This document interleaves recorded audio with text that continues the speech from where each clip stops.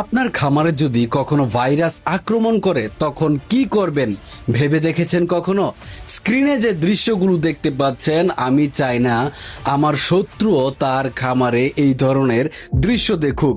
একজন খামারির কাছে এর চাইতে ভয়াবহ পরিস্থিতি আর কোনোটাই হতে পারে না। ধৈর্য, পরিশ্রম, ভালোবাসা আর স্বপ্ন সবকিছুই যেন চোখের সামনে শেষ হয়ে যাচ্ছে।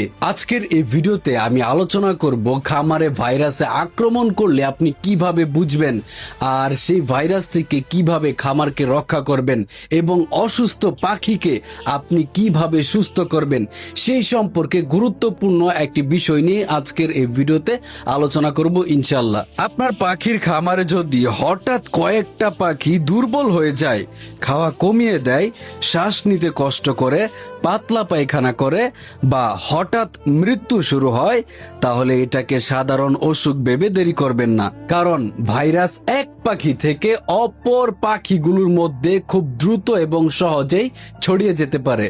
খামারকে ভাইরাস থেকে বাঁচানোর জন্য আমি 6টি কাজ করার কথা বলবো। এই 6টি কাজ অবশ্যই করবেন। আপনার প্রথম কাজ, অসুস্থ পাখিকে সঙ্গে সঙ্গে আলাদা করুন। একই খাঁচায় একই পানির বাটি, একই খাবারের বাটি ব্যবহার করবেন না। অর্থাৎ সেই পাখিকে সম্পূর্ণভাবে সেপারেট করে ফেলতে হবে।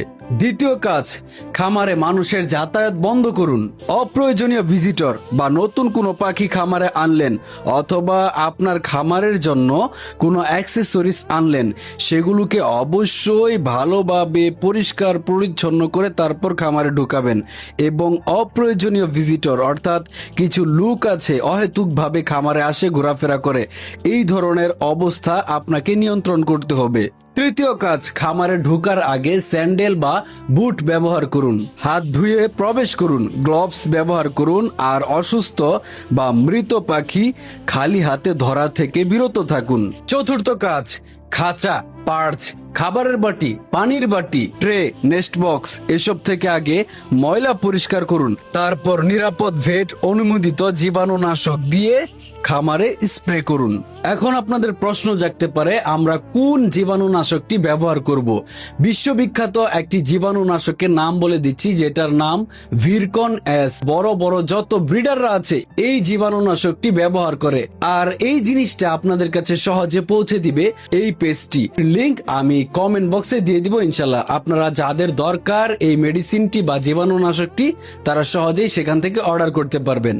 ভিরকনেস ব্যবহার করা একদম সহজ। 1 লিটার পানিতে 10 গ্রাম ভিরকনেস মিশিয়ে তারপর সেটাকে স্প্রে করতে হয়। পঞ্চম কাজ, পচা খাবার, নোংরা